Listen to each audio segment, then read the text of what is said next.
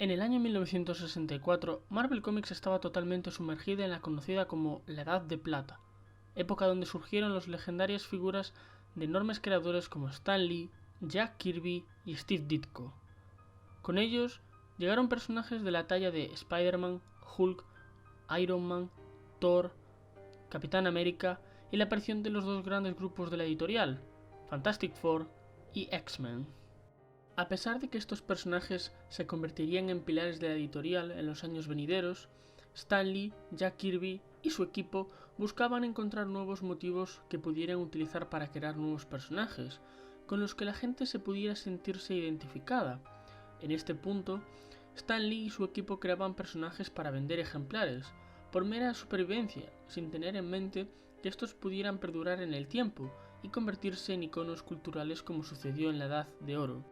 Si bien una de las grandes particularidades de Stan Lee a la hora de crear personajes es reflejarse en el mundo que nos rodea, y más concretamente en su sociedad, una sociedad llena de gente diversa, con diferentes motivaciones, diferentes problemas, diferentes pensamientos y diferentes entornos en los que se desenvuelve su día a día.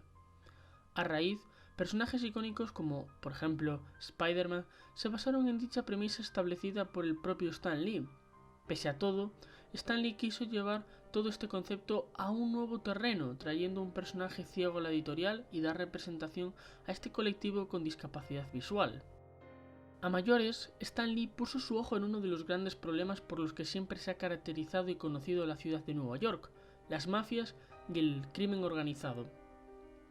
Por lo tanto, posicionó la historia en uno de los barrios más conflictivos de Nueva York, como es la Cocina del Infierno, el cual siempre tuvo una historia marcada en el siglo XX, por diferentes mafias que tomaron el control del barrio neoyorquino hasta la década de los años 80. Para crear este personaje, Stan Lee recurrió ya a un experimentado Bill Everett, uno de los autores que ayudó a construir la Marvel Comics más primitiva, es decir, Timely Comics, vendiéndole los derechos del personaje que ya había creado unos años antes, el cual era Namor, y que se establecería como uno de los grandes héroes de la Edad de Oro. A modo de curiosidad, la creación de este personaje pudo haber sido totalmente diferente, debido a que en gran medida la confección del diseño de personaje, remarcando el bastón plegable que luce el personaje en los primeros números y portadas del primer número, provenía por parte del mismísimo Jack Kirby. Partiendo de esa base creada, Bill Everett empezó a elaborar el primer número, aunque le costaba entregar las páginas en el plazo indicado debido a que tenía otro trabajo del que lo requería tiempo completo, dejando la elaboración de cómics para la noche.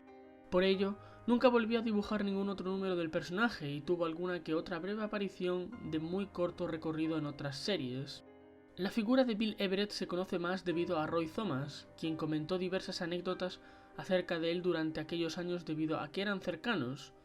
Thomas mencionó que Bill hace 5 años antes de publicar a Daredevil había tenido una idea similar de crear una versión más primitiva de Daredevil. Sin embargo, aquello no terminó de confluir. A la ya mencionada lentitud de Everett para entregar todo en el plazo, comentó que muchos de los fondos y elementos secundarios fueron entintados por Steve Ditko y por Sal Brodsky, quien era considerado por Stan Lee como su mano derecha. Principalmente, la inspiración de Daredevil proviene de un antiguo personaje con el mismo nombre, salido de la mente de Lev Gleason durante los años 40. Stan Lee fue cogiendo algunas piezas provenientes de dicho personaje y fue adaptándolo a los por aquel entonces actuales y duros tiempos en los que se encontraba la ciudad de Nueva York, la cual estaba llena de mafiosos y de bandas criminales. Stan Lee buscaba generar un atractivo para el personaje, algo que pudiera venderse como algo único en relación al hombre sin miedo. Sin embargo, Stan Lee apostó por traer un atractivo que ayudara a potenciar el personaje, la comparación con Spider-Man.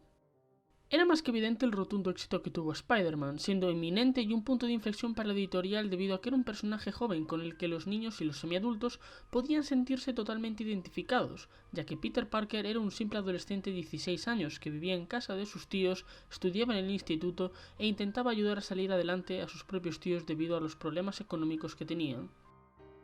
Por ello, Stan Lee buscó darle una pequeña presencia en los primeros números de la serie, intentando mediante la portada del primer número, o trayendo a uno de los clásicos villanos del arácnido por aquellos tiempos, Electro.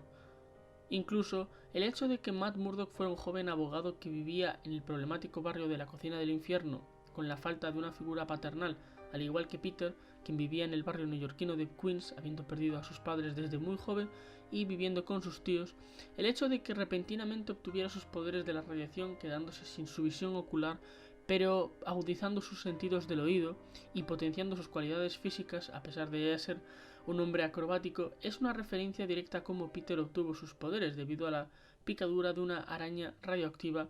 que le hizo mejorar físicamente.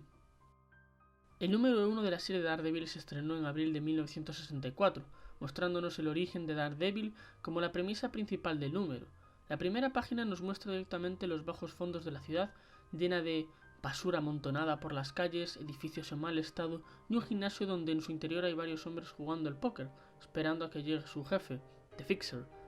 Claramente se busca distanciar del ambiente más juvenil que se propone en The Amazing Spider-Man, dando una visión más grisácea y pesimista del entorno que Bill Everett retrata genialmente. La partida de póker transcurre hasta que alguien llama a la puerta, resultando ser el diablo mismamente, para enzarzarse en una dura pelea dentro del gimnasio hasta que la narrativa nos sumerge dentro de un flashback para conocer quién es realmente Daredevil. Los flashbacks buscan establecer esa chispa que avivó a crear esta figura justiciera del barrio de la cocina del infierno. Por consiguiente, la historia se centra en un boxeador profesional llamado Jack Patlin Murdock, quien es un hombre de clase baja que se gana la vida a base de noquear rivales en el cuadrilátero. Alejándonos de lo que supuso la crisis económica de 1929, conocida como la Gran Depresión, en Nueva York se estableció el boxeo como uno de los alicientes principales de una sociedad en decadencia, y donde las mafias neoyorquinas pondrían sus ojos para mover sus hilos, siendo ellos los mismos los promotores de las veladas de boxeo. Con ello, se quiere remarcar que la vida del propio Jack Murdock está en manos de los mafiosos, como en muchos otros boxeadores de la época, que sobrevivían gracias a los hilos de las mafias que buscaban sus propios intereses. No obstante, el flashback se centra en su último combate, con la finalidad de poder darle un futuro prometedor a su hijo, un futuro en el que podría vivir tranquilamente, con una buena profesión y saliendo de este barrio lleno de basura y pobreza, y que a raíz del dinero que ganaría cambiando el resultado de lo pactado para ganar todavía más dinero. La decisión de Jack Murdock sería el detonante que aviva la chispa dejando roto en 1000 pedazos a su hijo, Matt. Si bien el tono del número va disipando ese tono grisáceo de las primeras viñetas, todo esto se concentra en el personaje de Matt Murdock, un joven al que la vida le golpea 2 veces, con el accidente en el que pierde la vista más luego el asesinato de su padre. Indirectamente ese es el precio que tiene que pagar Matt Murdock, un precio del que nunca se podrá librar y del que tendrá que vivir el resto de su vida con él. Por ello, Matt Murdock decide convertirse en el hombre que había soñado su padre, un hombre de provecho, un abogado que tratará de ayudar a convertir su barrio de la cocina del infierno en un lugar mejor.